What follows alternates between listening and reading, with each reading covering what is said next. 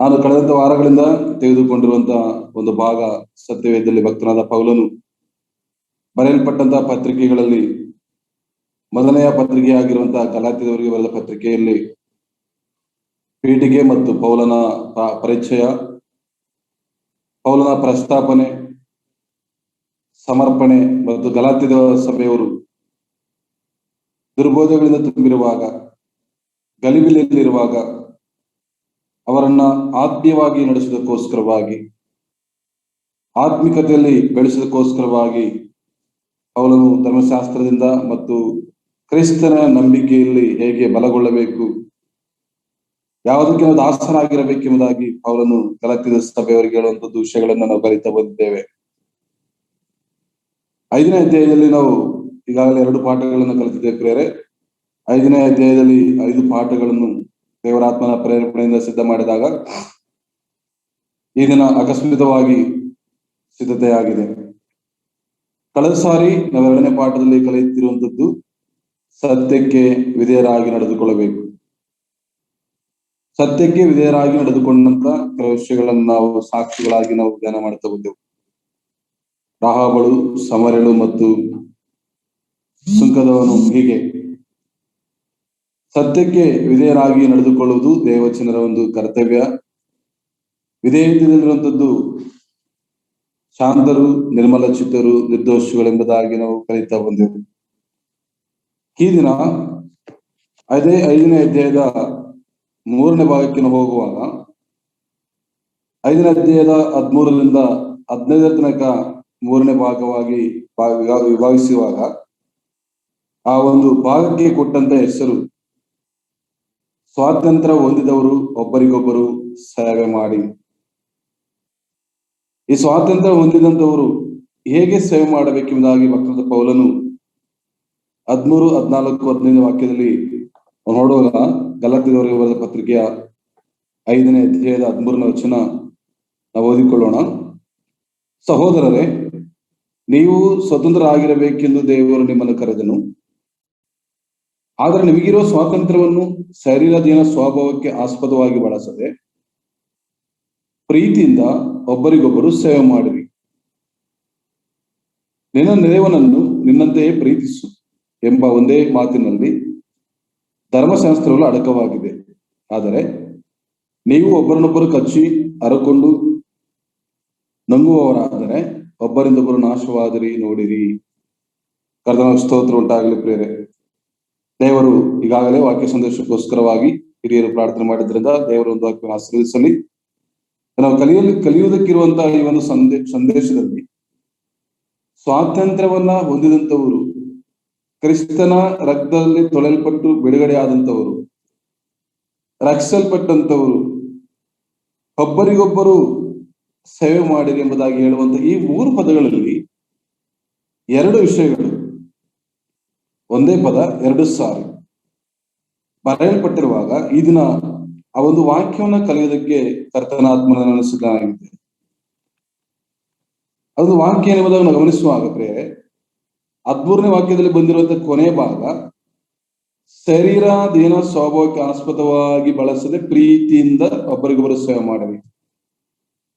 14ನೇ ವಾಕ್ಯಕ್ಕೆ ಬರುವಾಗ ನಿನ್ನ ನೆರೆಯವನನ್ನು ನಿನ್ನಂತೆ ಪ್ರೀತಿಸು. ಇಲ್ಲಿ ಪ್ರೀತಿಯಿಂದ ಪ್ರೀತಿ ಎಂಬುದಾಗಿ ನಾವು ನೋಡ್ತಾ ಇದ್ದೇವೆ. ಹಾಗಾದ್ರೆ ಈ ರಾತ್ರಿ ನಾವು ಕಲಿಯುವುದಕ್ಕೆ ಇರುವಂತದ್ದು, ನಾವು ಧ್ಯಾನ ಮಾಡೋದಕ್ಕೆ ಕರ್ತನ ಮಹಾಕೃಪೆಯಿಂದ ನಾನು ಸಿದ್ಧನಾಗಿರುವಂತ ಒಂದು ಸಂದೇಶ, ಸ್ವಲ್ಪ ಸಮಯದಲ್ಲಾದರೂ ನನಗೆ ಕೊಟ್ಟಿರುವಂತಹ ಸಂದೇಶದಲ್ಲಿ ನೋಡುವ ಬೇರೆ ಪ್ರೀತಿಯ ಪಾಠ. ಪ್ರೀತಿ ತಿಳಿದಿರುವಂತವರು ಯಾರೂ ಇಲ್ಲ. ಅನೇಕರಾಗಿ ಪ್ರೀತಿ ಮಾಡುವವರನ್ನು ಗಮನಿಸ್ತೇವೆ. ಹಾಗಾದ್ರೆ ಈ ರಾತ್ರಿ ನಾವು ಕಲಿಯುವುದಕ್ಕಿರುವಂತದ್ದು ಪ್ರೀತಿ. ಈ ಒಂದು ಪ್ರೀತಿಯ ಪಾಠಕ್ಕೆ ನಾವು ಬರುವಾಗ ಪ್ರೀತಿ ಎಂತದ್ದು, ಪ್ರೀತಿಯಲ್ಲಿ ಏನಿರಬೇಕು, ಪ್ರೀತಿಯಲ್ಲಿ ಯಾವುದು ಇರಬಾರದು. ಪೌಲನು ಹೇಳ್ತಾನೆ, ಪ್ರೀತಿಯಿಂದ ಒಬ್ಬರಿಗೊಬ್ಬರು ಸೇವೆ ಮಾಡಿ. ಪ್ರೀತಿಯು ಸೇವೆ ಮಾಡುವಂಥದ್ದು, ಪ್ರೀತಿಯು ಸಹಿಸಿಕೊಳ್ಳುವಂಥದ್ದು. 1 ಕೊರಿಂಥಿ 13ನೇ ಅಧ್ಯಾಯಕ್ಕೆ ನಾವು ಬಂದಾಗ ಪೌಲನು ಬಹಳ ಸ್ಪಷ್ಟವಾಗಿ ಆ ಪ್ರೀತಿಯ ಪಾಠದಲ್ಲಿ ಹೇಳಿದ್ದಾರೆ. ಅದೇ ಪ್ರೀತಿ ಈ ಪ್ರೀತಿ ಹೇಗೆ ಸೇವೆ ಮಾಡಿದ್ದು, ಈ ಪ್ರೀತಿ ಹೇಗೆ ನಮ್ಮನ್ನ ನಡೆಸಿದ್ದೆ ಎಂಬುದಾಗಿ ನಾವು ಗಮನಿಸುವಾಗ ಈ ರಾತ್ರಿ ಇರುವಂತ ಕೆಲವು ಲಕ್ಷಣಗಳನ್ನ, ಸುಮಾರು 7 ವಿಷಯಗಳು, ಪ್ರೀತಿಯ 7 ಲಕ್ಷಣಗಳು, ಪ್ರೀತಿಯ 7 ಭಾವಗಳು, ಪ್ರೀತಿಯಲ್ಲಿ ಇರಬೇಕಾಗಿರುವಂತಹ ಪ್ರಾಮುಖ್ಯವಾದ ಗುಣಗಳು ಈ ರಾತ್ರಿ ನಾವು ಕಲ್ತುಕೊಳ್ಳೋಣ. ಯಾಕೆಂದ್ರೆ ಕರ್ತನಾದ ಯೇಸು ಕ್ರಿಸ್ತನಿಂದ ಆ ಪ್ರೀತಿಯನ್ನು ಕಂಡುಕೊಂಡಂತ ಪೌಲನು ಆತನ ಶಿಷ್ಯರನ್ನ ಹಿಂಸಿದಕ್ಕೋಸ್ಕರವಾಗಿ ಹೋಗುತ್ತಿರುವ ಸೌಲನು ಯಾವಾಗ ಆ ಯೇಸು ಕ್ರಿಸ್ತನ ಸ್ವರವನ್ನು ಕೇಳಿಸಿಕೊಂಡು ಆ ಕರುಣಾಮಯನ ಪ್ರೀತಿಯ ಆ ಒಂದು ಮಾತುಗಳನ್ನ ಕೇಳಿಸಿಕೊಂಡು ವಿಧೇಯನಾದಂತ ಪೌಲನು ಇಲ್ಲಿ ಹೇಳುತ್ತಾನೆ ಪ್ರೀತಿಯ ಬಗ್ಗೆ, ನಿನ್ನ ನೆರೆಯವನನ್ನು ನಿನ್ನಂತೆಯೇ ಪ್ರೀತಿಸು. ಹಾಗೆ ಈ ಪ್ರೀತಿಯಲ್ಲಿ ಏನಿರಬೇಕು, ಈ ಪ್ರೀತಿಯಲ್ಲಿ ಯಾವುದು ಅಡಕವಾಗಿರಬೇಕು ಎಂಬುದಕ್ಕೋಸ್ಕರ 7 ವಿಷಯಗಳನ್ನು, ಅನೇಕ ವಿಷಯಗಳುಂಟು. ಈ ರಾತ್ರಿ ನಾನು ದೇವರ ವಾಕ್ಯ ಸಂದೇಶದಲ್ಲಿ ತಿಳಿಸೋಕ್ಕೋಸ್ಕರವಾಗಿ ಸಿದ್ಧವಾಗಿರುವಂತಹ ವಿಷಯಗಳು. ಒಂದು ವೇಳೆ ನೀವು ಬರೆದುಕೊಳ್ಳುವುದಾದರೆ ಬರೆದುಕೊಳ್ಳಬಹುದು, ಅದು ಕಲಿಯುವಂತವರಿಗೆ ಬೇಕಾಗಿರುವಂಥದ್ದು. ಮೊದಲನೇದಾಗಿ ಹಳವೊಡಂಬಡಿಕೆಯನ್ನು ಬರುವಾಗ ದೇವರ ಪ್ರೀತಿ ಎಂಥದ್ದು, ಆತನು ಆ ಒಂದು ಪ್ರೀತಿಯನ್ನ ಹೇಳುವಾಗ ಹೊಸಯನ ಗ್ರಂಥದ 14ನೇ ಅಧ್ಯಾಯದ 4ನೇ ವಚನದಲ್ಲಿ ಆತನೊಂದು ಪ್ರೀತಿಯ ಭರವಸೆಯನ್ನು ಕೊಟ್ಟಿದ್ದಾನೆ, ಆ ಪ್ರೀತಿಯನ್ನು ವ್ಯಕ್ತಪಡಿಸಿದ್ದಾನೆ. ನಾವು ನೋಡಿಕೊಳ್ಳೋಣ. ಹೊಸಯನ ಪ್ರವಾದನೆ ಗ್ರಂಥದ 14ನೇ ಅಧ್ಯಾಯದ 4ನೇ ವಚನದಲ್ಲಿ ನೋಡೋದಾದ್ರೆ ಪ್ರೇರೆ, ಈ ಪ್ರೀತಿಯಲ್ಲಿ ಇರುವಂತ ಒಂದು ಸ್ವಭಾವಗಳು ಅಲ್ಲಿ ಹೊಸಯನ ಗ್ರಂಥದಲ್ಲಿ ನಾವು ಗಮನಿಸುವಾಗ ಅಲ್ಲಿ ನೋಡ್ತೇವೆ ಪ್ರೇರೆ, ಮನಪೂರ್ವಕವಾಗಿ ಪ್ರೀತಿಸುವೆನು. ಅದು ಮನಪೂರ್ವಕವಾಗಿ ಪ್ರೀತಿಸುವುದಾಗಿ ಹೇಳಬೇಕಾದರೆ ಅನೇಕರು ಪ್ರೀತಿ ಮಾಡೋದು ನಾವು ಗಮನಿಸ್ತೇವೆ ಲೋಕದಲ್ಲಿ. ಈ ಲೋಕದ ಒಂದು ಪ್ರೀತಿಗಳನ್ನ ನಾವು ನೋಡುವಾಗ ಹಣದಾಸೆಯ ಪ್ರೀತಿ, ಅಂದದ ಪ್ರೀತಿ, ಸೌಂದರ್ಯದ ಮೇಲೆ ಪ್ರೀತಿ ಮಾಡುವ ಜನರನ್ನು ನಾವು ಕಾಣ್ತೇವೆ. ಪ್ರೀತಿ ಮನಪೂರ್ವಕವಾಗಿ ಆಗಾದರೆ ಅರ್ಧಂಬರ್ಧ ಪ್ರೀತಿ ಮಾಡುವಂಥದ್ದು. ಕೆಲವರು ಅವರ ಅಂದ ಚಂದವನ್ನು ನೋಡಿ ಪ್ರೀತಿ ಮಾಡುವುದು, ಹಣ ಆಸ್ತಿని ಪ್ರೀತಿ ಮಾಡುವಂಥದ್ದು. ಹಾಗಾದಲ್ಲಿ ಕರ್ತನಾದ ಯೇಸು ಕ್ರಿಸ್ತನು ದೇವರ ಆತ್ಮನಿಂದ ಹೊಸಯನ ಬಗ್ಗೆ ದೇವರು ಮಾತನಾಡುವಾಗ ಇಸ್ರಾಯೇಲರನ್ನ ನಾನು ಮನಪೂರ್ವಕವಾಗಿ ಪ್ರೀತಿಸುವೆನು. ಪ್ರೀತಿಯ ಮೊದಲನೆಯ ಸ್ವಭಾವ ಮನಪೂರ್ವಕವಾಗಿ ಪ್ರೀತಿ ಮಾಡುವಂಥದ್ದು, ಸಂಪೂರ್ಣವಾಗಿ ಪ್ರೀತಿ ಮಾಡುವಂಥದ್ದು. ಹಾಗೆಯೇ ಪ್ರೀತಿಯ ಮತ್ತೊಂದು ಸ್ವಭಾವ, ಯಾಕಂದ್ರೆ 7 ವಿಷಯಗಳನ್ನು ಎಂಬುದಾಗಿ ಹೇಳಿದಾಗ ದೊರೆಗೆ ಕೊಟ್ಟ ಸಮಯದಲ್ಲಿ ನಾನು 7 ವಿಷಯಗಳನ್ನು ಹೇಳಿ ಮುಗಿಸೋದಕ್ಕೆ ನಾನು ನೋಡ್ತೇನೆ ಪ್ರೇರೆ. ಮೊದಲನೇ ಪ್ರೀತಿ ಮನಪೂರ್ವಕವಾಗಿ ಪ್ರೀತಿಸುವಂಥದ್ದು, ತನ್ನ ಎಲ್ಲವನ್ನು ಕೊಟ್ಟು, ಅದನ್ನ ಮುಂದೆ ನಾವು ಗಮನಿಸ್ತೇವೆ, ಮನಪೂರ್ವಕವಾದಂತ ಒಂದು ಪ್ರೀತಿ. ಎರಡನೆಯ ಪ್ರೀತಿ ನಾವು ಗಮನಿಸುವಾಗ ಯೆರೆಮೀಯನ ಪ್ರವಾದನೆ ಗ್ರಂಥದ 31:3 ಎಲ್ಲರೂ ತಿಳಿದುಕೊಂಡ ವಿಷಯಗಳೇ, ಆದ್ದರಿಂದ ಸ್ವಲ್ಪ ಕೂಡಿಸಿಕೊಳ್ತೇವೆ ಅಷ್ಟೇ. 31:3 ನೋಡುವಾಗ ನಾನು ನಿನ್ನನ್ನು ಪ್ರೀತಿಸಿರುವುದು ಶಾಶ್ವತ ಪ್ರೇಮದಿಂದಲೇ. ಎಂತ ಪ್ರೀತಿ? ಶಾಶ್ವತವಾಗಿ. ಮನುಷ್ಯನ ಪ್ರೀತಿ ಅವರು ಕೊಡುವ ತನಕ, ಕೆಲವರು ಅವರ ಅಂದ ಚಂದ ಚೆನ್ನಾಗಿರುವ ತನಕ, ಹೀಗೆ ಮಾನವನ ಪ್ರೀತಿ. ದೇವರ ಪ್ರೀತಿ ಎಂತ ಪ್ರೀತಿ? ನಾನು ನಿನ್ನನ್ನ ಪ್ರೀತಿಸಿರುವುದು ಶಾಶ್ವತವಾದ ಪ್ರೀತಿಯಿಂದಲೇ. ಒಬ್ಬರಿಬ್ಬರು ಸೇವೆ ಮಾಡುವಾಗ, ನಿನ್ನ ನೆರೆಯವನನ್ನು ನಿನ್ನಂತೆ ಪ್ರೀತಿಸುವಾಗ, ಆ ಪ್ರೀತಿಯಲ್ಲಿ ಮೊದಲನೇದಾಗಿ ಮನಪೂರ್ವಕವಾಗಿ ಪ್ರೀತಿಸಬೇಕು, ಎರಡನೇದಾಗಿ ಶಾಶ್ವತವಾಗಿ. ಈ ಲೋಕವನ್ನು ಅದೇ ಸಮಯದಲ್ಲಿ ಹೇಳುವಂತ ಒಂದು ಮಾತುಗಳು, ನಾನು ಈ ಲೋಕವನ್ನು ಬಿಡುವ ತನಕ, ಮರಣವನ್ನು ನಮ್ಮನ್ನು ಅಗಲಿಸುವವರೆಗೂ ನಾನು ನಿನ್ನನ್ನು ಶಾಶ್ವತವಾಗಿ ಪ್ರೀತಿ ಮಾಡುವೆನೆಂಬುದಾಗಿ ಮದುವೆ ಸಮಯದಲ್ಲಿ ವಧುವರರು ಹೇಳಿಕೊಳ್ಳುವಂತ ಮಾತು ಕೊಡುವಂತ ಮಾತುಗಳು. ಕೆಲವರು ಈ ಲೋಕದಲ್ಲಿ ಅದೇ ರೀತಿ ಹೇಳ್ತಾರೆ, ಅನೇಕ ರೀತಿಯಾಗಿ ಹೇಳಿ ಒಂದು ವೇಳೆ ಏನಾದ್ರೂ ಹೆಚ್ಚು ಕಡಿಮೆ ಆದ್ರೆ ಆ ಪ್ರೀತಿಗೆ ಭಯಂಕರವಾದ ಆ ವಿಷಯಗಳನ್ನು ಮಾತಾಡ್ತಾ ಹೋದ್ರೆ ನಾವು ತಿಳಿದುಕೊಂಡಂತವರೇ ಪ್ರೇರೆ. ದೇವರ ಪ್ರೀತಿ, ದೇವರ ಮಕ್ಕಳಾಗಿರುವ ನಮ್ಮಲ್ಲಿ ನಾವು ಕೊಡಬೇಕಾಗಿರುವ ನಮ್ಮ ಕುಟುಂಬಕ್ಕೆ, ನಮ್ಮ ಸಭೆಗೆ, ಸಮಾಜಕ್ಕೆ, ನಿನ್ನ ನೆರೆಯವನಿಗೆ ನೀನು ಕೊಡಬೇಕಾಗಿರುವಂತ ಒಂದು ಪ್ರೀತಿ. ಪೌಲನು ಹೇಳುವಾಗ ಒಬ್ಬರಿಗೊಬ್ಬರು ತಗ್ಗಿಸಿಕೊಂಡು ವಿಧೇಯರಾಗಿ ಸೇವೆ ಮಾಡುವಾಗ ಮನಪೂರ್ವಕವಾದ ಸೇವೆಯ ಒಂದು ಜೀವನದಲ್ಲಿ ಒಬ್ಬರಿಗೊಬ್ಬರು ಜೊತೆ ಸೇವೆ ಮಾಡುವಾಗ ಮನಪೂರ್ವಕವಾಗಿ, ಎರಡನೇದಾಗಿ ಶಾಶ್ವತವಾಗಿ. ಕೆಲವು ದಿನಗಳ ಕಾಲ ಮಾತ್ರ ಅವ್ರ ಮಾತು ಕೇಳ್ತಾ ಇದ್ರೆ, ಓ ನಾನು ಹೀಗೆ ನಿಮ್ಮ ಜೊತೆ ಇರ್ತೇನೆ, ಹೀಗೆ ಇರ್ತೇನೆ, ಹೀಗೆ ಇರ್ತೇನೆ, ಯಾಕೆ ಅನುಭವದಲ್ಲಿ ಹೇಳ್ಬಹುದು ಬೇರೆ. ಪ್ರಾರಂಭದಲ್ಲಿ ಹೊಸತನದಲ್ಲಿ ಏನೇನೋ ಭಾಷೆಗಳು, ಏನೇನೋ ವಾಗ್ದಾನಗಳು, ಏನೆಲ್ಲ ಮಾತುಗಳನ್ನು ಹೇಳಿ ಸ್ವಲ್ಪ ಹೆಚ್ಚುಗಳು ಬಂದಾಗ ಈ ಮನಪೂರ್ವಕವಿರುವುದಿಲ್ಲ, ಶಾಶ್ವತನೂ ಇರುವುದಿಲ್ಲ. ಯಾಕಂದ್ರೆ ಮಾನವನು ಅದರ ದೇವರ ಪ್ರೀತಿ ಮನಪೂರ್ವಕವಾಗಿ ಶಾಶ್ವತವಾಗಿ ದೇವರು ಕೊಟ್ಟಂತ ಎರಡನೇ ಪ್ರೀತಿ ಶಾಶ್ವತವಾದ ಪ್ರೀತಿ. ಮೂರನೇದಾಗಿ ನೋಡುವಾಗ ಈ ಪ್ರೀತಿಯಲ್ಲಿರಬೇಕಾದ ಲಕ್ಷಣ, ಯೋಹಾನ ಬರೆದ ಸುವಾರ್ತೆ 3ನೇ ಅಧ್ಯಾಯದ 16ನೇ ವಚನ ಗಮನಿಸುವಾಗ ಅದೆಲ್ಲರಿಗೂ ಗೊತ್ತಿರುವ ವಿಷಯಗಳನ್ನೇ ಗಮನಿಸಿರಿ. ಯೋಹಾನ ಬರೆದ ಸುವಾರ್ತೆ 3ನೇ ಅಧ್ಯಾಯದ 16ನೇ ವಚನ, ಇಲ್ಲಿ ಯಾವ ಪ್ರೀತಿ ನಮಗೆ ಸಿಗುತ್ತೆ ಇಲ್ಲಿ ಗಮನಿಸುವಾಗ 16ನೇ ವಾಕ್ಯದಲ್ಲಿ ನೋಡ್ತೇವೆ, ದೇವರು ಲೋಕದ ಮೇಲೆ ಎಷ್ಟೋ ಪ್ರೀತಿ, ಮನಪೂರ್ವಕವಾದಂತ ಒಂದು ಪ್ರೀತಿ, ಶಾಶ್ವತವಾದ ಪ್ರೀತಿ. ಆ ಪ್ರೀತಿ ಎಷ್ಟಂತೆ? ಎಷ್ಟೋ. ಅದಕ್ಕೆ ಉದ್ದ, ಅಗಲ, ಎತ್ತರ, ಆಳ ಯಾವುದೂ ಇಲ್ಲ. ಎಷ್ಟೋ. ಎಷ್ಟು ಕೊಡಬೇಕು ನಾವು ಪ್ರೀತಿ? ಎಷ್ಟೋ. ಯಾಕೆಂದ್ರೆ ತನ್ನ ಸರ್ವಸ್ವವನ್ನು ಕೊಟ್ಟಂತ ಪ್ರೀತಿ ಸ್ವರೂಪನಾದ ದೇವರ ಮಕ್ಕಳು ನಾವು. ಈ ಪ್ರೀತಿಯ ಬಗ್ಗೆ ಮಾತಾಡುತ್ತಾ ಒಂದು ಯೋಹಾನ ಪತ್ರಿಕೆಯಲ್ಲಿ ನೋಡ್ತೇವೆ.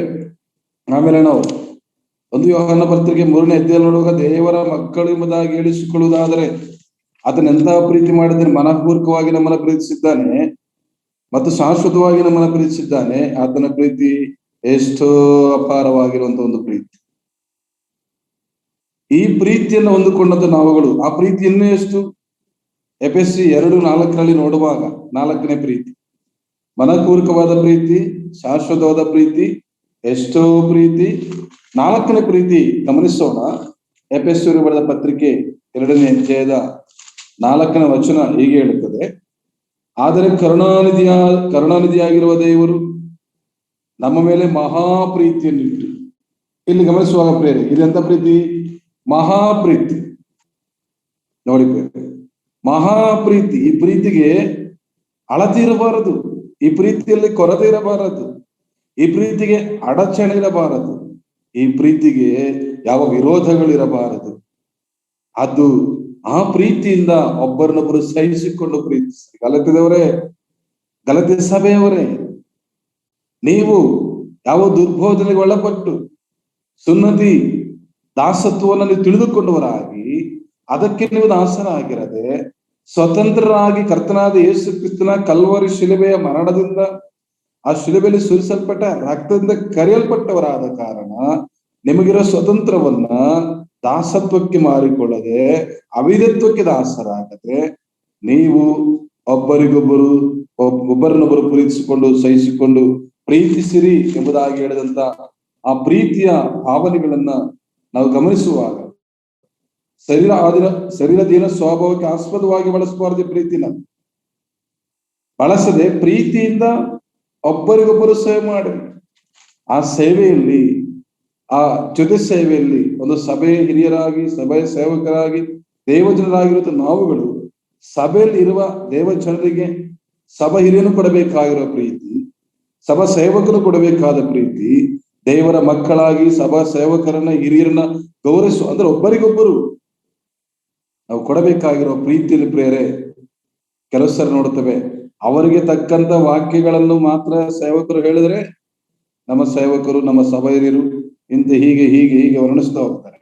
ಒಂದು ವೇಳೆ ಎಲ್ಲಾದ್ರೂ ಖಂಡಿಸುವಂತ ಅಕಸ್ಮಿತವಾಗಿ ವಾಕ್ಯಗಳು ಗೊತ್ತಿರೋದಿಲ್ಲ ಅವ್ರು ಏನ್ ಮಾಡಿದಾರೆ ಅಂತ ಹೇಳಿ, ಎಲ್ಲಾದ್ರೂ ಅವರು ತಪ್ಪುಗಳನ್ನ ಮಾಡಿ ಆ ತಪ್ಪುಗಳನ್ನ ಮಾಡಬಾರದು, ಇಂಥವ್ರು ಮಾಡುತ್ತಿರುವುದಾದ್ರೆ ತಿದ್ದುಕೊಳ್ಳಿರುವುದಾಗಿ ಹೇಳುವಾಗ, ಓ ನನ್ನ ಬಗ್ಗೆ ಹೇಳಿದ್ದಾರೆ ಇವರು, ಹಾಗಾದ್ರೆ ಯಾವ ರೀತಿಯ ಪ್ರೀತಿ?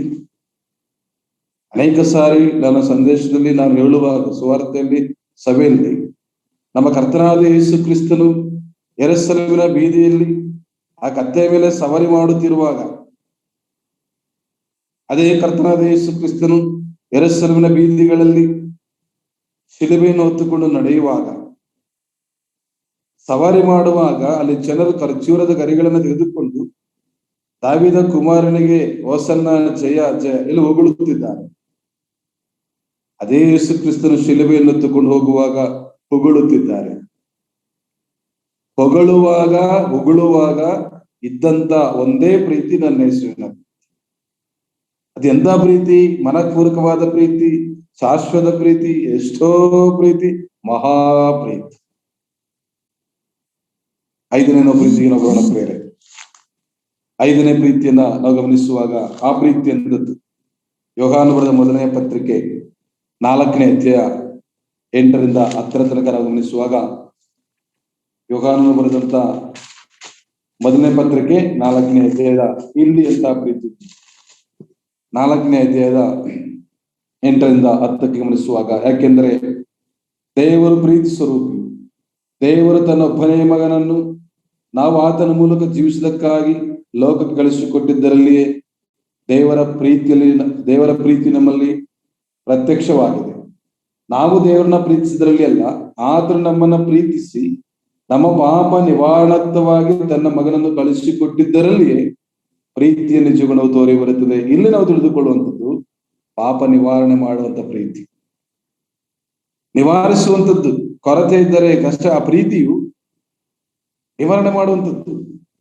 ಯಾಕೆಂದ್ರೆ ಈ ವಿಷಯದಲ್ಲಿ ನಾವು ಲೋಕಾನುಸಾರವಾಗಿ ಸಭೆಗಳಲ್ಲಿ ಲೆಕ್ಕ ಮಾಡುವಾಗ, ಒಬ್ಬರು ತನಗೆ ವಿರುದ್ಧವಾಗಿ ಏನನ್ನ ಮಾಡಿದ್ರೆ ಕ್ಷಮಿಸುವುದಿಲ್ಲ, ಮುಂದೆ ಬರುತ್ತೆ. ಅದು ಸಹ ಪ್ರೀತಿಯಲ್ಲಿ ನೋಡ್ತಾ ಬಂದಿದ್ರೆ ಇದು 5ನೇ ಪ್ರೀತಿ, ಪಾಪ ನಿವಾರಿಸುವ ಪ್ರೀತಿ, ಪಾಪ ನಿವಾರಣೆ ಮಾಡುವಂಥದ್ದು, ತೊಲಗಿಸುವಂಥದ್ದು, ಬಿಡಿಸುವಂತ ಪ್ರೀತಿ.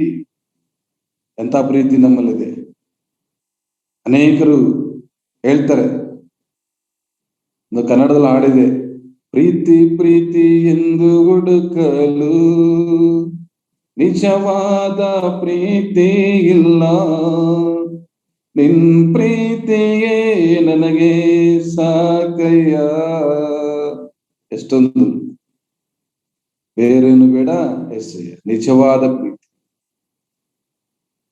ಈ ಪ್ರೀತಿ ಯಾವ ಪ್ರೀತಿಯಿಂದ ನಾವು ಇರಬೇಕೆಂಬುದಾಗಿ ಪೌಲನು ಕಲಿತು ಹೊರಡಿಸುವಾಗ, ಮನಪೂರ್ವಕವಾಗಿ ಶಾಶ್ವತವಾದ ಎಷ್ಟೋ ಮಹಾ ಪ್ರೀತಿ, ನಿವಾರಣೆ ಮಾಡುವ ಪ್ರೀತಿ, ಬಿಡುಗಡೆ ಮಾಡುವ ಪ್ರೀತಿ. ಅದೇ ಪ್ರೀತಿಯಲ್ಲಿ ಪೌಲನು ರೋಮಾಪುರದ ಬರೆದ ಪತ್ರಿಕೆಯ 5ನೇ ಅಧ್ಯಾಯದ 8ನೇ ವಾಕ್ಯದಲ್ಲಿ ಹೇಳಿದಲ್ಲಿ ಈ ಪ್ರೀತಿ ಅಂತ ಪ್ರೀತಿ. ಅಲ್ಲಿ ನೋಡುವಾಗ ಬೇರೆ ಈ ಪ್ರೀತಿಯನ್ನು ನಾವು ನೋಡಿಕೊಳ್ಳೋಣ. ಅಲ್ಲಿ ನೋಡ್ತಾ ಇದ್ದ 8ನೇ ವಚನದಲ್ಲಿ, 5ನೇ ಅಧ್ಯಾಯದ 8ನೇ ವಚನದಲ್ಲಿ, ಕ್ರಿಸ್ತನು ನಮಗೋಸ್ಕರ ಪ್ರಾಣ ಕೊಟ್ಟಿದ್ದರಲ್ಲಿ ದೇವರು ನಮ್ಮ ಮೇಲೆ ತನಗಿರುವ ಪ್ರೀತಿಯನ್ನು ಸಿದ್ಧಾಂತಪಡಿಸಿದ್ದಾನೆ. ಪ್ರಾಣ ಕೊಡುವಂತ ಪ್ರೀತಿ. ಹೇಳ್ತಾರೋ ಅನೇಕರು, ನಾನು ನಿನ್ನ ಪ್ರೀತಿಸುತ್ತೇನೆ, ನಿನ್ನ ಬಿಟ್ಟು ನಾನು ಬಾಳೋದಿಲ್ಲ. ಅನೇಕ ಹೇರಳವಾಗಿ ಹೇಳ್ಕೊಳ್ತಾರೆ ಪ್ರೀತಿಯ ಬಗ್ಗೆ ಹೇಳುವಾಗ. ಪ್ರೀತಿ ಮಾಡಿದ್ದೇನೆ, ಒಬ್ಬರನ್ನೊಬ್ಬರಿಟ್ಟು ವಿಷಯಗಳು ಹೇಳಿಕೊಳ್ಳುವಂಥದ್ದು ಬಿಸಿ ರಕ್ತದಲ್ಲಿ ಅಂತ ಕೆಲವರು ಹೇಳ್ತಾರೆ.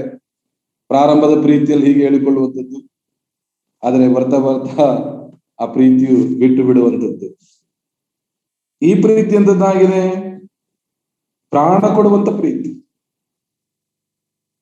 ಅದೇ ಹೇಳಿದ್ದು, ನಿನ್ನ ನೆರೆಯವರನ್ನ ನಿನ್ನದೇ ಪ್ರೀತಿಸೆಂಬುದಾಗಿ ಹೇಳಿದಂತ ಕರ್ತನಾದ ಯೇಸು ಕ್ರಿಸ್ತನು ಪೌಲನು ಅನೇಕ ಸಾರಿ ತನ್ನ ಸ್ನೇಹಿತರಿಗೋಸ್ಕರವಾಗಿ ಪೌಲನು ಪ್ರಯಾಣ ಮಾಡುವಾಗ, ಯೇಸು ಕ್ರಿಸ್ತನು ಈ ಲೋಕ ಕಲ್ಯಾಣಕ್ಕೋಸ್ಕರವಾಗಿ ಬಂದು ಆತನ ನಮ್ಮ ಪಾಪ ನಿವಾರಣೆ ಮಾಡೋದಕ್ಕೋಸ್ಕರವಾಗಿ ನಮಗೆ ಬದಲಾಗಿ ಶಿಲುಬೆಯನ್ನು ಹೊತ್ತುಕೊಂಡು ಆ ಕಲ್ವರಿ ಶಿಲುಬೆಯಲ್ಲಿ ತನ್ನ ಪ್ರಾಣವನ್ನು ಕೊಡುವಷ್ಟರ ಮಟ್ಟಿಗೆ ಪ್ರೀತಿ ಮಾಡಿದಂತ ಪ್ರೀತಿ.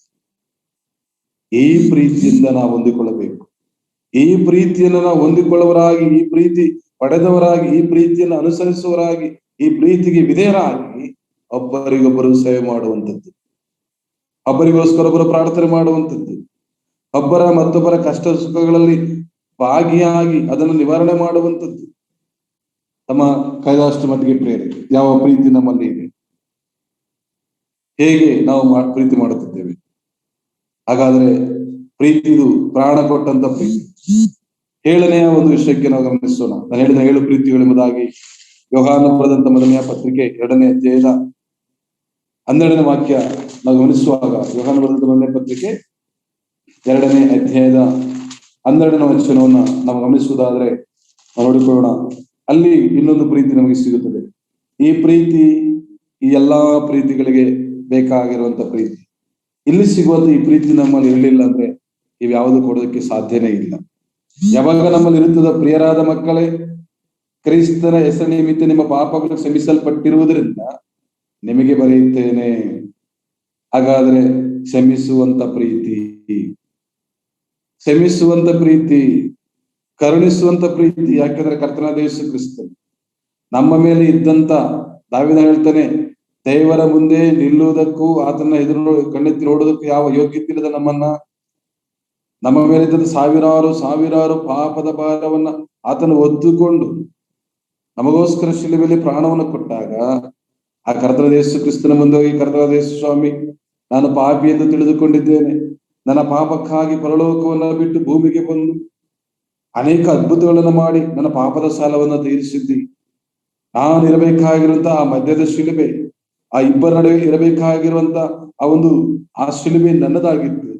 ನನ್ನ ಭಾರವನ್ನು ನೀನು ಎತ್ತುಕೊಂಡು ನನಗೋಸ್ಕರ ಸಮಾಜದಿಂದ ಎದ್ದು ಬಂದಿದೆ ಸ್ವಾಮಿ, ನನ್ನನ್ನು ಕ್ಷಮಿಸು ಹೇಳುವಾಗ ಕ್ಷಮಿಸುವಂತ ಪ್ರೀತಿ. ಪ್ರೇರೆ, ಕರ್ತನಾದ ಯೇಸು ಕ್ರಿಸ್ತನ ಮಕ್ಕಳಾದ ನಾವುಗಳು ಈ ಕ್ಷಮಿಸುವಂತ ಪ್ರೀತಿ ಇದ್ದಾಗ ಅವಾಗ ನಾವು ಒಬ್ಬರೊಬ್ಬರು ಸಹಿಸಿಕೊಳ್ಳುತ್ತೇವೆ, ಒಬ್ಬರಿಗೊಬ್ಬರು ಸೇವೆ ಮಾಡೋದ್ರಲ್ಲಿ ಒಬ್ಬರನ್ನೊಬ್ಬರು ಅರ್ಥ ಮಾಡಿಕೊಳ್ಳುತ್ತೇವೆ, ಮತ್ತೊಬ್ಬರ ಬಗ್ಗೆ ನಾವು ಚಿಂತಿಸುವವರಾಗಿರುತ್ತೇವೆ. ಯಾವಾಗ ನಮ್ಮಲ್ಲಿ ಕ್ಷಮಿಸುವಂತ ಪ್ರೀತಿ ಇರುವುದಿಲ್ಲ, ಯಾವಾಗ ನಮ್ಮಲ್ಲಿ ಕ್ಷಮಿಸುವ ಪ್ರೀತಿ ಇಲ್ಲದೆ ನಾವು ಲೋಕರಸವಾಗಿ ಕೋಪ ಇರುತ್ತದೋ, ಹಾಗಾದ್ರೆ ಪ್ರೀತಿಯಲ್ಲಿ ಇರಬೇಕಾಗಿರುವ ವಿಷಯಗಳು, ಪ್ರೀತಿಯು ತಾಳ್ಮೆ ಇರ್ತದೆ, ಪ್ರೀತಿಯು ಹೊಟ್ಟೆ ಕಿಚ್ಚು ಬಿಡುವುದಿಲ್ಲ, ಪ್ರೀತಿಯು ಮರ್ಯಾದೆಗೆಟ್ಟು ನಡೆಯುವುದಿಲ್ಲ, ಪ್ರೀತಿಯು ಎಲ್ಲವನ್ನ ಸಹಿಸಿಕೊಳ್ಳುತ್ತದೆ. ಈ ಒಂದು ವಿಷಯ, ಪ್ರೀತಿಯ ಶ್ರೇಷ್ಠತೆ 1 ಕೊರಿಂಥಿಯರಿಗೆ ಬರೆದ ಪತ್ರಿಕೆ 13ನೇ ಅಧ್ಯಾಯದಲ್ಲಿ ನಾವು ತಿಳಿದುಕೊಂಡಿದ್ದೇವೆ. ಈ ರಾತ್ರಿ ನಾನು ಕಲಿತುಕೊಳ್ಳುವಂಥದ್ದು, ಹೇಳಬೇಕೆಂಬುದಾಗಿ ಬಯಸಿದಂತ ಒಂದು ಮಾತು, ಪೌಲನು ಹೇಗೆ ಗಲಾತ್ಯದವರಿಗೆ 5ನೇ ಅಧ್ಯಾಯದ 13-14 ಹೇಳುವಾಗ, ಶರೀರಾಧೀನ ಸೌಖ್ಯ ಬಳಸದೆ ಪ್ರೀತಿಯಿಂದ ಒಬ್ಬರಿಗೊಬ್ಬರು ಸೇವೆ ಮಾಡಿದಾಗ ಈ ಪ್ರೀತಿಯಲ್ಲಿ ಏನಿರಬೇಕೆಂಬುದಾಗಿ ಆಲೋಚನೆ ಮಾಡುವಾಗ, ದೇವರು ನನಗೆ ಕೊಟ್ಟಂತ ಈ 7 ಪ್ರೀತಿಗಳು: ಮನಪೂರ್ವಕವಾದ ಪ್ರೀತಿ, ಶಾಶ್ವತವಾದ ಪ್ರೀತಿ, ಎಷ್ಟೋ ಪ್ರೀತಿ, ಮಹಾಪ್ರೀತಿ, ಪಾಪ ನಿವಾರಣೆ ಮಾಡುವಂತ ಒಂದು ಪ್ರೀತಿ, ಪ್ರಾಣ ಕೊಟ್ಟಂತ ಪ್ರೀತಿ, ಕ್ಷಮಿಸುವಂತ ಪ್ರೀತಿ. ಹಾಗಾದ್ರೆ ಈ ಪ್ರೀತಿ ಇರುವಂತ ನಾವು ಈ ಪ್ರೀತಿಯನ್ನು ಪಡೆದುಕೊಳ್ಳಬೇಕಾದ್ರೆ ನಾವೇನು ಮಾಡಬೇಕು? ಈ ಪ್ರೀತಿಗೆ ಏನಿರಬಾರದು, ಈ ಪ್ರೀತಿಗೆ ಏನಿರಬಾರದು ಎಂಬುದಾಗಿ ಅದೇ ಯೋಹಾನನು ಹೇಳ್ತಾನೆ. ಪ್ರೀತಿ ಇರುವುದಕ್ಕೆ, ಪ್ರೀತಿಗೆ ಆ ಯೋಹಾನ ಬರೆದ 1ನೇ ಪತ್ರಿಕೆಯಲ್ಲಿ ನೋಡುವಾಗ ಪ್ರೀತಿಗೆ ಗಮನಿಸೋಣ. 18ನೇ ವಾಕ್ಯ 4-18ನೇ ವಚನ ಈ ರೀತಿ ಹೇಳುತ್ತೆ. ಇಲ್ಲಿ ನೋಡುವಾಗ, ಪ್ರೀತಿಯು ಇರುವಲ್ಲಿ ಹೆದರಿಕೆ ಇಲ್ಲ, ಪ್ರೀತಿಯು ಇರುವಲ್ಲಿ ಹೆದರಿಕೆ ಇಲ್ಲ. ಈ ಪ್ರೀತಿ ಇರುವಂತವರಿಗೆ ಹೆದರಿಕೆ ಇರಬಾರದು. ಈ ಪ್ರೀತಿ ಪಡೆದುಕೊಂಡಂತವರು ಭಯಪಡಬಾರದು. ಯಾಕೆಂದ್ರೆ ನೀನು ಪ್ರೀತಿ ಮಾಡುತ್ತಿರುವಂತ, ನಿನಗೋಸ್ಕರ ಪ್ರೀತಿ ಮಾಡದಂತ ಕರ್ತನಾದ ಯೇಸು ಕ್ರಿಸ್ತನು ತನ್ನ ಪ್ರಾಣವನ್ನು ಕೊಡುವುದಕ್ಕೂ ಹೆದರದೆ, ಚಿಂತಿಸದೆ, ಆ ಶಿಲುಬೆಯಲ್ಲಿ ಹೀಗೆ ಹೊಡೆಯುತ್ತಿರುವುದಾಗಿ ತಿಳಿದಿದ್ದರು ನಮಗೋಸ್ಕರ ಪ್ರಾಣವನ್ನು ಕೊಡುವುದಕ್ಕೆ, ನಮ್ಮ ಪಾಪಗಳನ್ನು ಕ್ಷಮಿಸುವುದಕ್ಕೆ ಆತನು ಚಿಂತಿಸುವುದಿಲ್ಲ, ಹಿಂತೆಗೆಯಲಿಲ್ಲ. ಹಾಗಾದ್ರೆ ಪ್ರೀತಿಗೆ ಹೆದರಿಕೆ ಇಲ್ಲ ಎಂಬುದಾಗಿ ನಾವು ಗಮನಿಸ್ತೇವೆ.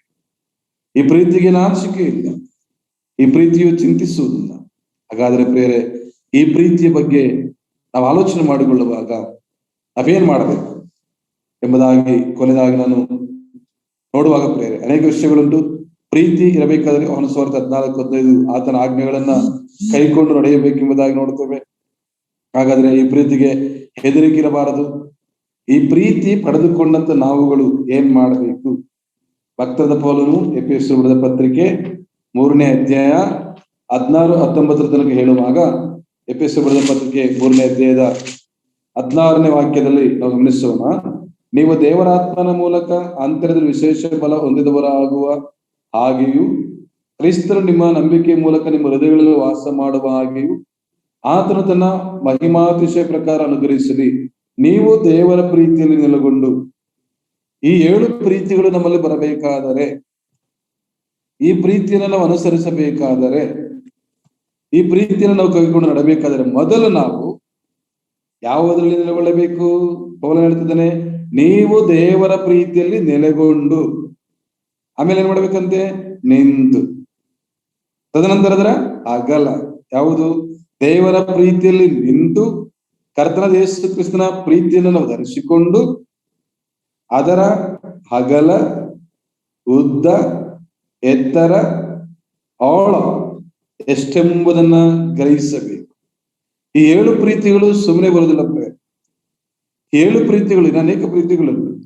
ಈ ಪ್ರೀತಿಯು ನಮ್ಮಲ್ಲಿ ಬೇರೂರಬೇಕಾದರೆ, ಈ ಪ್ರೀತಿಯಲ್ಲಿ ನಾವು ಬೆಳೆಯಬೇಕಾದರೆ, ಈ ಪ್ರೀತಿಯಿಂದ, ಯಾಕಂದ್ರೆ ಒಬ್ಬರಿಗೊಬ್ಬರು ಅವರನ್ನು ಹೇಳುವಂತ ಒಂದು ಶ್ರೇಷ್ಠವಾದಂತ ಒಂದು ಸಂದೇಶ ಕಲಿತವರಿಗೆ ಅಲ್ಲಿ ಹೇಳುವಂತದ್ದು, ಒಬ್ಬರಿಗೊಬ್ಬರು ಸೇವೆ ಮಾಡಿರಿ, ಹಾಗಾದರೆ ನಿನ್ನ ನೆರೆಯವನನ್ನು ನಿನ್ನಂದೇ ಪ್ರೀತಿ ಮಾಡಬೇಕಾದರೆ ನಮಗೋಸ್ಕರ ಪರಲೋಕವನ್ನ ಬಿಟ್ಟು ನಮ್ಮನ್ನ ಪ್ರೀತಿಸಿ ತನ್ನ ಪ್ರಾಣವನ್ನ ಕೊಟ್ಟು ನಮ್ಮ ಪಾಪಗಳನ್ನು ಕ್ಷಮಿಸಿದಂತ ಆ ಯೇಸು ಕ್ರಿಸ್ತನ ಪ್ರೀತಿಯಲ್ಲಿ ಮೊದಲು ಪೌಲನು ಎಫೆಸರಿಗೆ ಹೇಳುತ್ತಿರುವಂತ ಆ ಮಾತು ಏನ್ ಮಾಡ್ಬೇಕೆಂಬುದಾಗಿ ಹೇಳುತ್ತೇನೆ. ಅದನ್ನ ಹೇಳುವಂಥದ್ದು, ನೀವು ದೇವರ ಪ್ರೀತಿಯಲ್ಲಿ ನೆಲೆಗೊಳ್ಳಬೇಕು. ದೇವರ ಪ್ರೀತಿಯಲ್ಲಿ ನೆಲೆಗೊಳ್ಳದೆ, ದೇವರ ಪ್ರೀತಿಯನ್ನ ಅನುಭವಿಸದೆ, ಆ ಪ್ರೀತಿಗೆ ವಿಧೇಯರಾಗದೆ, ಆ ಪ್ರೀತಿಯನ್ನ ಕೈಗೊಳ್ಳದೆ ನಾವೇನು ಮಾಡಲು ಸಾಧ್ಯವಿಲ್ಲ. ಈ ಪ್ರೀತಿ ನಮ್ಮಲ್ಲಿ ಬರುವುದಾದರೆ ಇಸ್ರೇಲರಿಗೆ ಕೊಟ್ಟಂತ ಒಂದು ವಾಗ್ದಾನ, ನಾನು ನಿನ್ನನ್ನು ಮನಪೂರ್ವಕವಾಗಿ ಪ್ರೀತಿಸುವೆ. ಅಲ್ಲಿ ಹೇಳುವಂಥದ್ದು, ನಾನು ನಿನ್ನ ಮನಪೂರ್ವಕವಾಗಿ ಪ್ರೀತಿಸುವೆ ಎಂಬುದಾಗಿ ಹೇಳುವಂಥದ್ದು. ಯೆರೆಮೀಯನು ಹೇಳುವಂತ ಮಾತು, ನಾನು ಪ್ರೀತಿಸುವುದು ನಿನ್ನ ಶಾಶ್ವತವಾದ ಪ್ರೀತಿ. ನಾನು ಪರಿಶುದ್ಧನಾಗಿರುವ ಪ್ರಕಾರ ನಿಮ್ಮ ಎಲ್ಲಾ ನಡವಳಿಕೆಯಲ್ಲಿ ಪರಿಶುದ್ಧರಾಗಿರುವುದಾಗಿ. ಹಾಗಾದ್ರೆ ಕರ್ತನಾದ ಯೇಸು ಕ್ರಿಸ್ತನ ಮಕ್ಕಳಾಗಿ ಕರೆಯಲ್ಪಟ್ಟ ನಾವುಗಳು ಭಕ್ತದ ಪೌಲನು ಹೇಳಿದ ಹಾಗೆ ನಿನ್ನ ನೆರೆಯವನಂತೆ ಪ್ರೀತಿಸಿ ಎಂಬುದಾಗಿ ಹೇಳಿದರೆ, ಆ ಪ್ರೀತಿ ಮಾಡಬೇಕಾದರೆ ಈ ಪ್ರೀತಿಯ ಶ್ರೇಷ್ಠತೆ, ಈ ಪ್ರೀತಿಯ ಗುಣಗಳು, ಆ ಪ್ರೀತಿಯ ಲಕ್ಷಣಗಳು, ಆ ಪ್ರೀತಿಯ ವಿಧೇಯತೆ ನಮ್ಮಲ್ಲಿ ಅಡಕವಾಗಿವೆಯೋ? ಯಾವ ರೀತಿ ನಮ್ಮ ಪ್ರೀತಿ ಇದೆ? ಕೊಡುವವರಿಗೆ ಮಾತ್ರ ಕೊಡುವಂಥದ್ದು, ನಮಗೆ ದಯ ತೋರಿಸಲು ಮಾತ್ರ ದಯ ತೋರಿಸುವುದು ಪ್ರೀತಿ ಅಲ್ಲ. ಶತ್ರುಗಳನ್ನ ಪ್ರೀತಿ ಮಾಡದಂತ ಕರ್ತನಾದ ಯೇಸು ಕ್ರಿಸ್ತನು ಆ ಒಂದು ತೀರ್ಪಿಗೆ ನಿಂತಾಗ ಕೆನ್ನೆ ಮೇಲೆ ಒಡೆದಂತವರನ್ನ ಪ್ರೀತಿ ಮಾಡದ ಪ್ರೀತಿ ಸ್ವರೂಪ. ಕೊರಡೆಗಳಿಂದ ಒಡೆದಂತವರನ್ನು, ಆತನ ಯಾರನ್ನ ಗೊತ್ತಿಲ್ಲ ಎಂಬುದಾಗಿ 3 ಸಾರಿ ಹೇಳಿದಂತ ಪೇತ್ರನನ್ನ, ಅನೇಕರನ್ನ ಯಾವುದನ್ನ ಮನಸ್ಸಲ್ಲಿಟ್ಟುಕೊಳ್ಳದೆ ಶಾಶ್ವತವಾಗಿ ಮನಪೂರ್ವಕವಾಗಿ ಪ್ರೀತಿ ಮಾಡಿದ ಆ ದೇವರ ಪ್ರೀತಿಯಲ್ಲಿ ನೆಲೆಗೊಂಡು ಯಾವಾಗ ಅದರ ಅಗಲ, ಅದರ ಉದ್ದ, ಎತ್ತರ, ಆಳನ್ನು ತಿಳಿದುಕೊಳ್ಳುತ್ತೇವೆ. ಪೌಲನು ಗಲಾತ್ಯರಿಗೆ ಹೇಳಿದ ಹಾಗೆ ನಾವು ಕ್ಷಮಿಸುವಂತ ಪ್ರೀತಿ ನಮ್ಮಲ್ಲಿ ನೆಲೆಗೊಳ್ಳುತ್ತದೆ. ಶಾಶ್ವತವಾಗಿ ಮತ್ತೊಬ್ಬರ ಪ್ರೀತಿ ಮಾಡೋದು ಪ್ರೀತಿ. ಅವರ ಏನೇ ಮಾಡಿದರು, ನಿಂದಿಸಿದರು, ತಿರಸ್ಕಾರ ಮಾಡಿದರು, ಯಾಕೆಂದ್ರೆ ಕ್ರಿಸ್ತನ ಪ್ರೀತಿಯಲ್ಲಿ ನಮ್ಮಲ್ಲಿದ್ದಾಗ ಆ ಪ್ರೀತಿಗೆ ನಾವು ವಿಧೇಯರಾಗಿ ಜೀವಿಸುತ್ತೇವೆ ಪ್ರಿಯರೇ. ಹಾಗಾದರೆ ಯಾವ ಪ್ರೀತಿ ನಮ್ಮಲ್ಲಿದೆ? ಈ ಪ್ರೀತಿಯಲ್ಲಿ ನಾವು ನೆಲೆಗೊಂಡಿದ್ದೇವೆಯೋ? ಈ ಪ್ರೀತಿಯನ್ನು ನಾವು ಅರಿತು ಜೀವಿಸುತ್ತಾ ಇದ್ದೇವೆಯೋ? ಹೇಗೆ ನಮ್ಮ ನಡವಳಿಕೆ ಇದೆ? ಈ ರಾತ್ರಿ ನಾವು ಕಲಿತುಕೊಳ್ಳುವಂಥದ್ದು 5ನೇ ಅಧ್ಯಾಯದಲ್ಲಿ ದೇವರ ಒಂದು ಪ್ರೀತಿ. ಇಲ್ಲಿ ನೋಡ್ತೇವೆ, ಯೋಹಾನ ಬರೆದ 1ನೇ ಪತ್ರಿಕೆಯ 5:3 ನಾವು ಗಮನಿಸುವಾಗ ಇಲ್ಲೊಂದು ಮಾತು ನೋಡ್ತೇವೆ ಪ್ರಿಯರೇ. ದೇವರ ಮೇಲಣ ಪ್ರೀತಿ ಏನೆಂದರೆ ಆತನ ಆಜ್ಞೆಗಳನ್ನು ಕೈಕೊಂಡು ನಡೆಯುವುದೇ. ಹಾಗಾದರೆ ಆತನ ಆಜ್ಞೆಗಳು ಭಾರವಾದವುಗಳಲ್ಲ. ಕಳೆದ 1ನೇ ಪಾಠ ನೋಡ್ತಾ ಇದ್ದೇವೆ ನೋಗ ಎಂಬುದಾಗಿ. ಈ ನೋಗ ಎಂಥದ್ದು? ಕರ್ತನಾದ ಯೇಸು ಕ್ರಿಸ್ತನು, ಎಲೆ ಕಷ್ಟಪಡುವವರೇ, ಹೊರವತ್ತವರೇ, ನೀವೆಲ್ಲ ನನ್ನ ಬಳಿಗೆ ಬನ್ನಿರಿ, ನಾನು ವಿಶ್ರಾಂತಿ ಕೊಡುವೆನು, ನನ್ನ ನೋಗವು ಹಗುರವಾದದ್ದು, ಮೃದುವಾದದ್ದು ಎಂಬುದಾಗಿ ಹೇಳುವಾಗ ಅದೆಂಥದ್ದು? ಆತನ ಆಜ್ಞೆಗಳನ್ನ ಅಲ್ಲಿ ನೋಡ್ತದೆ ಪ್ರೇರೆ. ಆತನ ಆಜ್ಞೆಗಳು ಭಾರವಾದವುಗಳಲ್ಲ. ಹಾಗಾದ್ರೆ ಈ ಪ್ರೀತಿ ಭಾರವಾಗಿರುವಂತದ್ದು. 5ನೇ ಅಧ್ಯಾಯದಲ್ಲಿ ಪ್ರೀತಿ ಎಂಥದ್ದು ಎಂಬುದಾಗಿ ಬಹಳಷ್ಟು ಸಾರಿ ಬರೆಯಲ್ಪಟ್ಟಿದೆ. ಹಾಗಾದ್ರೆ ನಮ್ಮಲ್ಲಿ ಎಂತಹ ಪ್ರೀತಿ ಇದೆ? ಹೇಗೆ ನಾವು ಪ್ರೀತಿ ಮಾಡುತ್ತಾ ಇದ್ದೇವೆ? ಹಾಗಾದ್ರೆ ಪ್ರೇರೆ, ನಾವು ಕರ್ತನಾದ ಯೇಸು ಕ್ರಿಸ್ತನಲ್ಲಿ ಮತ್ತೊಂದು ಮಾತನ್ನು ಹೇಳಿ ಮುಗಿಸ್ತೇನೆ. ಯೋಹಾನ ಬರೆದ 2ನೇ ಪತ್ರಿಕೆಯಲ್ಲಿ ಒಂದು ಮಾತನ್ನು ಸ್ಪಷ್ಟವಾಗಿ ಹೇಳುತ್ತಿದ್ದಾರೆ. ಅಲ್ಲಿ ನೋಡುವಾಗ ನಾವು ಗಮನಿಸಿಕೊಳ್ಳೋಣ ಪ್ರೇರೆ. ಅಲ್ಲಿ ಹೇಳುವಂತ ಮಾತು 6ನೇ 5ನೇ ವಚನ, ನಾನು ಹೊಸ ಆಜ್ಞೆ ನಿಮಗೆ ಬರೆಯದೆ ಮೊದಲಿಂದಲೂ ನಮಗೆ ಬಂದ ಆಜ್ಞೆಯನ್ನು ಬರೆಯುವನಾಗಿ ನಾವು ಒಬ್ಬರನ್ನೊಬ್ಬರು ಪ್ರೀತಿಸುವರಾಗಿರೋಣ ಎಂದು ನಿನ್ನನ್ನು ಕೇಳಿಕೊಳ್ಳುತ್ತೇನೆ. ಇದು ಕೇಳುವಂಥದ್ದು, ಒಬ್ಬರನ್ನೊಬ್ಬರು ಪ್ರೀತಿಸುವರಾಗಿರೋಣ ಎಂದು ನಿನ್ನನ್ನು ಕೇಳಿಕೊಳ್ಳುತ್ತೇನೆ. ದೇವರ ಆಜ್ಞೆಗಳನ್ನು ಅನುಸರಿಸಿ ನಡೆಯುವುದೇ ಪ್ರೀತಿ. ಪ್ರೀತಿಯಲ್ಲಿ ನಡೆಯಬೇಕೆಂಬುದೇ ನೀವು ಮೊದಲಿಂದಲೂ ಕೇಳಿದ ಅಪ್ಪಣೆಯಾಗಿದೆ. ಮನುಷ್ಯನಾಗಿ ಬಂದಿರುವ ಯೇಸು ಕ್ರಿಸ್ತನನ್ನು ಒಪ್ಪದೇ ಇರುವ ಮೋಸಗಾರರು ಅನೇಕ ಮಂದಿ ಹೊರಟು ಲೋಕದಲ್ಲಿ ಹೋಗಿದ್ದಾರೆ. ಇದೇ ವಿಷಯವನ್ನೇ ಪೌಲನು ಗಲಾತ್ಯರಿಗೆ ಹೇಳುವುದನ್ನು ನೋಡ್ತಾ ಇರ್ತೇವೆ. ಹಾಗಾದ್ರೆ ನಿನ್ನ ನೆರೆಯವನನ್ನು ನಿನ್ನಂತೆ ಪ್ರೀತಿಸು. ಒಬ್ಬರಿಗೊಬ್ಬರು ಸಹಿಸಿಕೊಂಡು, ಒಬ್ಬರನ್ನೊಬ್ಬರು ಅರ್ಥ ಮಾಡಿಕೊಂಡು, ಒಬ್ಬರಿಗೊಬ್ಬರು ಸೇವೆ ಮಾಡುವಾಗ, ಒಂದು ಸಭೆಯ ಬಗ್ಗೆ ಮತ್ತೊಬ್ಬ ಸಭೆಯವರು, ಒಂದು ಕುಟುಂಬದ ಬಗ್ಗೆ ಮತ್ತೊಂದು ಕುಟುಂಬದ ಪ್ರಾರ್ಥನೆ ಮಾಡುವಾಗ ಆ ಪ್ರಾರ್ಥನೆ ಮಾಡುವವರಲ್ಲಿ ಪ್ರೀತಿ ಇರಬೇಕು. ಆ ಪ್ರೀತಿ ಮನಪೂರ್ವಕವಾದ ಪ್ರೀತಿ ಆಗಿರಬೇಕು. ಒಂದು ಸಾರಿ ಕೆಲವು ಸಾರಿ ಇರ್ತಾರೆ, ಅಲ್ಲಿ ನಮ್ಮ ಸಹೋದರ ಇದ್ದಾರೆ, ಸ್ವಯಂ ಮಾಡ್ತಾರೆ, ಅವರು ಹೀಗೆ ಹೀಗೆ ಹೇಳ್ತಾರೆ. ಅಕಸ್ಮಿತವಾಗಿ ಸ್ವಲ್ಪ ಏನಾದರೂ ಸಿಕ್ಕಿದ್ರೆ ಎಲ್ಲ ಅವರ ಯಾವಾಗ ಎಷ್ಟು ಅವರಿಗೆ ಎಲ್ಲಾ ವಿಷಯಗಳನ್ನ ಹಂಚಿಕೊಳ್ತಾ ಸಹಕಾರ ಮಾಡೋದಕ್ಕೆ ಅವರನ್ನ ಹೊಗಳುವಂಥದ್ದು. ಮತ್ತೇನಾದರೂ ಮಾಡಲಿಲ್ಲ ಅಂದ್ರೆ ಅವರ ಬಗ್ಗೆ ಎಷ್ಟು ಬೇಕು ದೊಡ್ಡ ಲಿಸ್ಟ್ ಕೊಡ್ತಾರೆ. ಪ್ರತಿ ದಿನಗಳಲ್ಲಿ ಉಪಕಾರ ಮಾಡಿದ್ದನ್ನ, ಸಹಕಾರ ಮಾಡಿದ್ದನ್ನ ನೆನೆಸುವಂತವ್ರು ಬಹಳಷ್ಟು ಕಷ್ಟ. ಸ್ವಲ್ಪ ಎಲ್ಲಾದರೂ ಇದ್ದರೆ ಅದನ್ನ ಬಿತ್ತುವಂತ ಒಂದು ಬೇರೆ ನಮ್ಮ ಕರ್ತವ್ಯ ಯೇಸು ಕ್ರಿಸ್ತನನ್ನು ಗಮನಿಸೋಣ. ಯೆರೂಸಲೇಮಿನ ಬೀದಿಗಳಲ್ಲಿ ಆತನು ಹೋಗುವಾಗ ಖರ್ಜೂರದ ಗಡಿಗಳನ್ನು ಹಿಡಿದುಕೊಂಡು ಆತನು ಉಗುಳುವಾಗಲೂ, ಅದೇ ಯೆರೂಸಲೇಮಿನ ಬೀದಿಯಲ್ಲಿ ಉಗುಳುವಾಗಲೂ ಆತನಿದ್ದಂತ ಒಂದೇ ಪ್ರೀತಿ, ಮನಪೂರ್ವಕವಾದಂಥದ್ದು ಪ್ರೀತಿ, ಕ್ಷಮಿಸುವಂತ ಪ್ರೀತಿ, ಕರುಣಿಸುವಂತ ಪ್ರೀತಿ. ಹಾಗಾದ್ರೆ ಈ ದಿನ ಈ ಸಂದೇಶವನ್ನು ಕೇಳಿಸಿಕೊಳ್ಳುತ್ತಿರುವ ನಾವುಗಳು ಬೇರೆ ನಿನ್ನ ನೆರೆಯವರನ್ನು ನಿನ್ನಂತೆ ಪ್ರೀತಿಸೆಂಬುದಾಗಿ ಹೇಳುವಾಗ, ನೆರೆಹೊರೆಯವರು, ಜೊತೆ ಸೇವಕರು, ಸಭೆಯವರು, ಬಂಧುಗಳು ಯಾರೆಲ್ಲ ಎಷ್ಟೇ ನಮ್ಮನ್ನ ತಿರಸ್ಕರಿಸಿದರು, ನಾವು ಕಲಿತುಕೊಂಡದ್ದು ನಮ್ಮ ದೇವರ ಪ್ರೀತಿಯಲ್ಲಿ ನೆಲೆಗೊಂಡಿದ್ದರಿಂದ ಅವರನ್ನ ದೂಷಣೆ ಮಾಡದೆ, ಶಪಿಸದೆ, ಭಾರವಾಗದೆ ಸಹಿಸಿಕೊಳ್ಳುವಂತ ಪ್ರೀತಿಯುಳ್ಳವರಾಗಿ. ಯಾಕೆಂದ್ರೆ ಪ್ರೀತಿಯು ತಾಳ್ಮೆ ಇಲ್ಲದ್ದು ಎಂಬುದಾಗಿ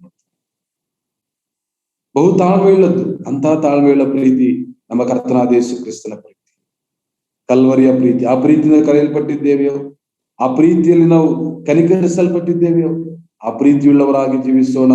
ಆ ಕ್ರಿಸ್ತನ ಪ್ರೀತಿಯನ್ನ ಅನೇಕರಿಗೆ ಹಂಚೋಣ, ಅನೇಕರಿಗೆ ಸಾರೋಣ. ಇನ್ನು ಈ ದೇವರ ಪ್ರೀತಿಯನ್ನು ಕಂಡುಕೊಳ್ಳದೆ, ಈ ಪ್ರೀತಿಯನ್ನ ಅಂಗೀಕರಿಸಿಕೊಳ್ಳದೆ ಇರುವಂತವರು ಒಂದು ವೇಳೆ ಯಾರಾದರಿದ್ದರೆ ಈ ರಾತ್ರಿ ಜ್ಞಾಪಕ ಮಾಡಿಕೊಳ್ಳಿರಿ.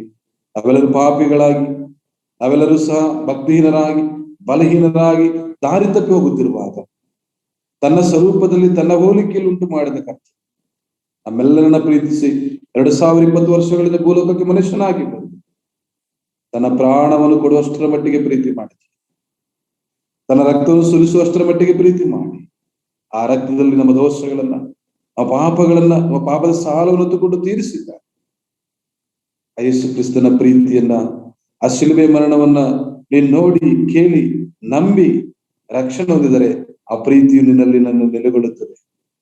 ಈ ದೇವರ ಪ್ರೀತಿ ನೆಲೆಗೊಳ್ಳಬೇಕು, ಈ ದೇವರ ಪ್ರೀತಿಯಲ್ಲಿ ಜೀವಿಸಬೇಕೆಂಬ ಹಂಬಲ ಇರುವುದಾದ ಪ್ರೇರೆ ಈ ರಾತ್ರಿ ಈ ಶ್ರೇಷ್ಠವಾದ ಪ್ರೀತಿಯನ್ನು ಅಂಗೀಕರಿಸಿಕೊಳ್ಳಿ. ಈವರೆಗೂ ಒಂದು ವೇಳೆ ಈ ಲೋಕದ ಯಾವುದೇ ಹಣ, ಅಂತಸ್ತು, ಆಸ್ತಿ, ಅಂದ, ಸೌಂದರ್ಯಗಳ ಮೇಲೆ ಇರುವುದಾದರೆ ಆ ಪ್ರೀತಿಯು ಶಾಶ್ವತವಲ್ಲ. ಅದು ಕೇವಲ ಉಸಿರಿರುವ ತನಕ, ಉಸಿರು ಹೋದ ಮೇಲೆ ಆ ಪ್ರೀತಿ ಮಣ್ಣಲ್ಲಿ ಮಣ್ಣು ಪಾಲಾಗುತ್ತದೆ. ದೇವರ ಪ್ರೀತಿಯೋ ಶಾಶ್ವತವಾದ ಪ್ರೀತಿ, ಕಷ್ಟ ಕಣ್ಣೀರಿನಲ್ಲಿ ನಮ್ಮನ್ನ ಪ್ರೀತಿಸುವಂತ ಪ್ರೀತಿ.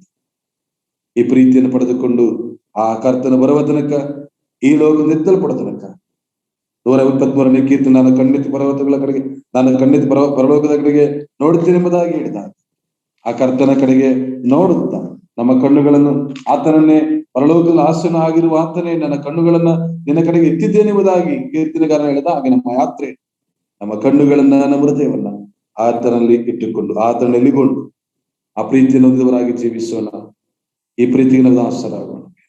ಈ ಪ್ರೀತಿಯಿಂದ ಒಬ್ಬರಿಗೊಬ್ಬರು ಸಹಿಸಿಕೊಂಡು, ಒಬ್ಬರ ಭಾರ ಒಬ್ಬರನ್ನು ಹೊತ್ತುಕೊಂಡು ಕರ್ತನ ಸೇವೆಯನ್ನು ಮಾಡೋಣ.